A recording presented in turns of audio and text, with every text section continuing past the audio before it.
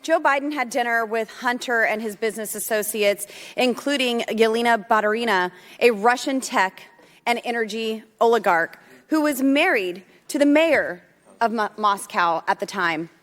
Hunter then received $3.5 million in payouts from Baturina. She was not sanctioned after the invasion of Crimea. Joe Biden has maintained for years that he was not involved in his son's business dealings. Yet we have proof that Joe Biden attended business dinners with his son while he was Vice President of the United States of America. Here you have an excerpt from Devon Archer's transcribed interview. On the screen, if we could get that up there.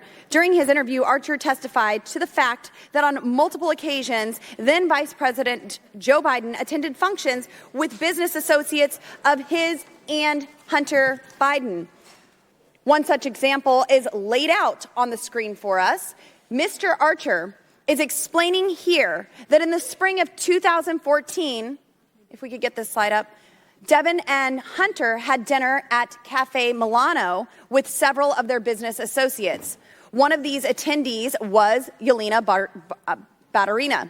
Ms. Baturina was, at the time, the richest woman in Russia, and she was married to the former mayor of Moscow, as previously stated. Interestingly, on February 14th, 2014, Ms. Baturina wired Hunter Biden and Devon Archer $3.5 million. It is still uncertain what legitimate service Hunter Biden provided to Ms. Baturina in exchange for this large sum of money, if any at all. Furthermore, it is concerning how Hunter Biden and Devon Archer moved this money from bank account to bank account. And it is also convenient that the U.S. government never placed Ms. Baturina on their public sanctions list after Russia invaded Crimea. This billionaire continued to invade public sanctions lists even after Russia invaded Ukraine. I want these facts to be clear to the American people. The billionaire continued to evade the public sanctions lists after Russia invaded Ukraine. Joe Biden's attendance at this dinner shows that Joe Biden's involvement in Hunter Biden's deals was more than just the illusion of access. It was access. There were direct benefits leading to Hunter and his business partners after Joe's attendance at this Cafe Milano dinner. This pay-to-play type of engagement was selling direct access to Joe Biden and the office of the Vice President of the United States. Mr. Chairman, I ask unanimous consent to enter into the record the third bank records memorandum produced by this committee on Oversight and Accountability on August 9th, 2023. Without objection, to ordered. Mr. Turley, as an expert on constitutional issues and impeachment, where does selling access to an executive office fall in terms of what justifies an impeachment inquiry, and what is deemed an impeachable offense? Well, it's two separate questions. What I've suggested is for the four areas for articles of impeachment that you can explore, you can look at some of the criminal code, and that includes things like bribery under 201, Hobbs, the Hobbs Act cases, and those have different standards that I think are relevant. In terms of the impeachable standard itself, there's been obviously decades of debate about that.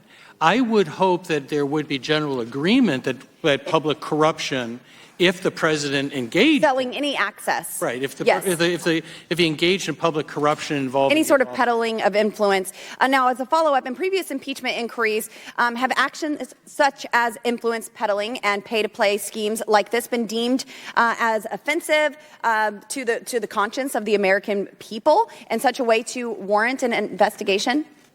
Well, I think that there's certainly a basis for this inquiry to go forward. My position is simply that this is early on in an inquiry in terms of linking these, which are still just allegations, to the president, and that's the linkage you have to establish. Thank you, Mr. Turley. It is far time for Joe Biden to stop lying to the American people about his shady foreign business deals. He intentionally misled the American people by using complex maneuvers to pocket millions of dollars from our adversary. He lied when he was vice president. He lied as a candidate to gain the office of President of the United States. Now this committee has uncovered the truth, and it is time to impeach this compromised commander-in-chief. Mr. Chairman, I yield. Get a lady yields back. Chairman, point of order, if I could. I didn't want to interrupt the good gentlelady from Colorado, but you cannot engage in personalities against the President of the United States. We've established that, Mr. Ranking Member. Okay, and so you cannot say that Joe Biden lied. First of all, he didn't lie. Mr. Ranking Member, we've established at the beginning of the hearing. You can't say it, Mr. Chairman. I hope you agree with me. This is parliamentarian. I can provide you all the cases. This. Reclaiming order. Chair now recognizes Mr. Ivey. I have a unanimous consent motion before Mr. Ivey goes. Mr. Goldman. I would like to reintroduce once again the Devin Archer transcript and especially point to when he says that Hunter Biden was not involved. We've re-entered it. In the Yelena this will be the fifth time. $3.5 Without objection, we've re-entered the Devin Archer transcript for the fifth time.